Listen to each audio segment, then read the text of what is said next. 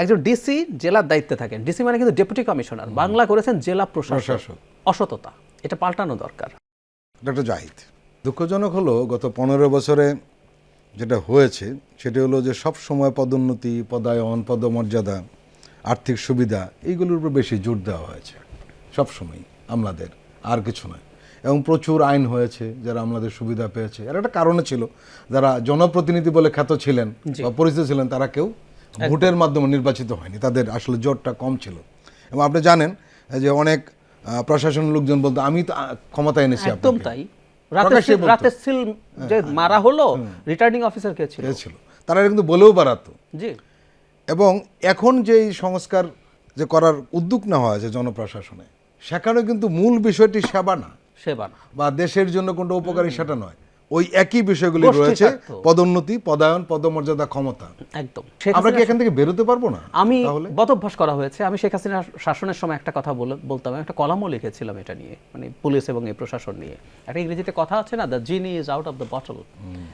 বোতল থেকে জিন বের হয়ে গেছে। এখন জিন বোতল থেকে বের হয়ে যাওয়া, জিন বোতলে ঢোকানো কঠিন। আচ্ছা, এখানে একটা কথা একটু জরুরি, মানে বাংলাদেশ যে স্ট্রাকচারে চলছে সেখানে এই প্রজাতন্ত্রের কর্মচারী, আমলা টামলা বলতে চাই না, কর্মকর্তাও না, আমাদের সংবিধানে কর্মকর্তা শব্দটাও নাই।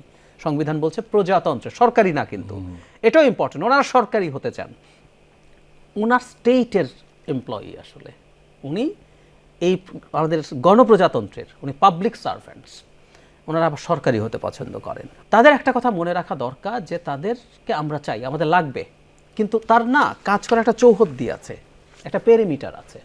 এই পেরিমিটারের মধ্যে উনি কাজ করবেন, কিন্তু ওই পেরিমিটারের বহু বাইরে তারা চলে গেছেন এবং তারাই ক্ষমতায় এনেছেন, ক্ষমতায় রেখেছেন। তারা প্রকাশ্যে বলতেন, আমি নিজের কানে শুনেছি, আওয়ামী লীগের নেতারা আমাদের কাছে এসে বলতেন। ধরুন একটা উদাহরণ দেই, একজন ডিসি জেলার দায়িত্বে থাকেন, ডিসি মানে কিন্তু ডেপুটি কমিশনার, বাংলা করেছেন জেলা প্রশাসক। অসততা, এটা পাল্টানো দরকার। আচ্ছা, তো উনি যেহেতু জেলার দায়িত্বে আছেন, এক জেলায় ধরুন 5টা 6টা 7টা 8টা কনস্টিটিউশনের আমাদের কনস্টিটুয়েন্সি আছে, সিট আছে, 7জন এমপি, ডিসি মনে করছেন উনি 7-8 এমপির এমপি, হ্যাঁ তার এমপি একদম। এবং মজার ব্যাপার হচ্ছে, ডিসি প্রমোশন পেয়ে সর্বোচ্চ যে জায়গায় যেতে পারেন সেটা হচ্ছে সিনিয়র সচিব, আর তারপর হয়তো ক্যাবিনেট সেক্রেটারি। সিনিয়র সচিবের এক ধাপ উপরে ওয়ারেন্ট অফ প্রেসিডেন্সে এমপির অবস্থান।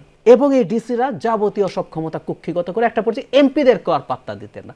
এমপিদের পাত্তা পাওয়ার কারণ নেই, কারণ ভোট তো আসলে উনি করেছেন, রাতে সিল উনি দিয়েছেন, ওকে পিটিয়ে, ওকে মেরে, ওকে মামলা দিয়ে এই যা পুস্তিও কোঅর্ডিনেট করেছে পুলিশ এবং আমাদের এই প্রশাসন। সুতরাং তারা এইসব করতেন না। কিন্তু না, তাদের এই পরিবর্তিত বাংলাদেশটা বুঝতে হবে। আমি দেখছি যে ওনারা এটা বুঝতে পারছেন না, which is very very alarming.